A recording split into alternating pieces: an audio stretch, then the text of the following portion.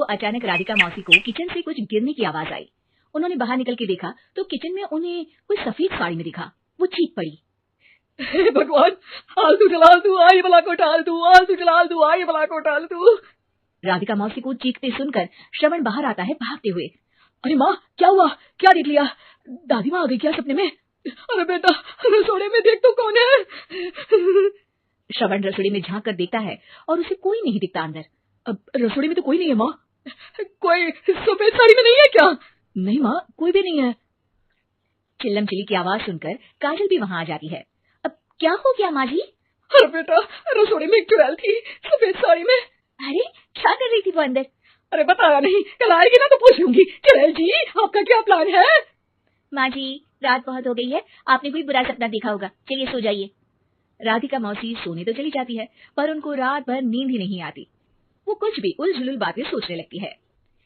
कहीं चुड़ैल की वजह से तो घर में टेंशन नहीं हो रहा, कहीं उसी की वजह से तो वो दादी नहीं बन पा रही।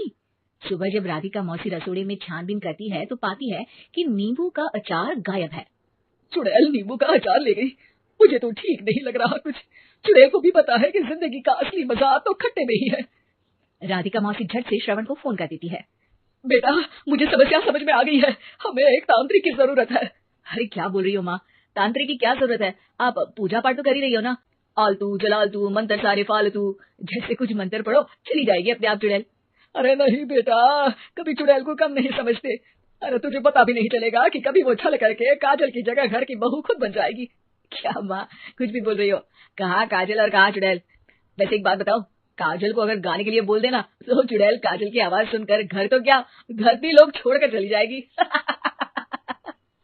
तुम ना पढ़े लिखे बच्चे हर चीज को मजाक समझते हो। तुम रहने दो, मैं खुद ही तांत्रिक को बुला लेती हूँ। अच्छा सुन, शाम को इमली लेके आना। क्या है कि चटनी खाए बहुत दिन हो गए है ना। नहीं माँ, इमली तांत्रिक से ही मंगवा लो ना, आटा वगैरह भी उसी से पिसवा लेना। देखो मुझे काम करना है। श्रवण रात को कई तरह की सब्जियों के साथ माँ के कहने पे चटनी के लिए इमली भी ले आया था, लेकिन राधिका मौसी के दिमाग में अलग ही फिल्म चल रही थी। उन्हें अब सिर्फ शक ही नहीं यकीन होने लगा था कि शायद चुड़ैल ने श्रवण पर अपना जाल बिछा दिया था, जिस वजह से श्रवण उनकी बात ही नहीं मान रहा था। पर कोई नहीं, आने वाली रात में राधिका मौसी खुद तैयार हो गई चुड़ैल को पकड़ने के लिए। रुद्राक्ष की माला, तुलसी का पत्ता, हनुमान चालीसा सब हाथ के पास ही था, बस चुड़ैल का इंतजार था। और जैसा राधिका मौसी ने सोचा था वैसा ही हुआ। वो चुड़ैल उस रात भी आई, पर वो राधिका मौसी से तेज निकली और राधिका मौसी के उससे पकड़ने के पहले ही वो भाग खड़ी हुई। जरूर बहू पे साया है उस चुड़ैल का, तभी तो श्रवण के कमरे में गई है। और अगली सुबह राधिका मौसी पिछली रात हुए हमले में किन चीजों का नुकसान हुआ उसका हिसाब लगा रही थी। उनके खेमे से एक आम के अचार की शीशी भी गायब हो चुकी थी और वो इमली भी जो कल श्रवण लेकर आया था। राधिका मौसी इस बारे में सोच ही रही थी कि श्रवण जल्दी से रसोड़े में आकर दवाइयों की पोटली ढूंढने लगता है। अरे बेटा, क्या हो गया? अब माँ, वो काजल की तबीयत खराब है, बहुत घबराहट हो रही है उसे। हे भगवान, मैंने पहले ही कहा था कि तांत्रिक को बुला लेते हैं, पर नहीं। अब देखो, उस चुड़ैल ने काजल को अपने वश में करना शुरू भी कर दिया है। हालांकि श्रवण भूतों में विश्वास नहीं करता था, पर अब वो भी डर जाता है और राजी हो जाता है एक तांत्रिक को बुलाने के लिए। कुछ ही घंटों में तांत्रिक आ जाते हैं और राधिका मौसी तांत्रिक जी को सब बता देती है। घर संकट, घर घर संकट, चुड़ैल को मारू जोर चाकट, ओम भट स्वाहा खटखा के आहा। अरे ये क्या मंत्र है? मेरे खुद का ओरिजिनल मंत्र है, कल रात को ही लिखे है। अच्छे लगे तो दाद चाहूंगा। एक और मंत्र सुनो। अर्ज किया है आब्राकडाब्रा, दिल्ली बम्बई आगरा, चंदा मामा सोरले सुरन मामू जारा। ये मंत्र है? अरे कोई चालीसा वालीसा पढ़ो ना। वक्त कम है, 40 नहीं पड़ेंगे, 20-25 में काम चलाना पड़ेगा। अलग निरंजन जाके लंदन, मुफ्त का मंजान घिस मेरे नंदन। अरे जल्दी करो तांत्रिक जी, जल्दी करो। तांत्रिक अपने उल झलूल मंत्र पढ़ने लगता है। श्रवण को तांत्रिक पे शक होता है। वो अपने एक डॉक्टर दोस्त को कॉल कर देता है ताकि कोई अनहोनी हो तो इमरजेंसी में चीजें मैनेज हो जाए। तांत्रिक धुनी रमाता है, जिसकी वजह से कमरे में काफी धुआं हो जाता है और जिसकी वजह से बहू की घबराहट बढ़ जाती है। अब भागेगी चुड़ैल। हाँ।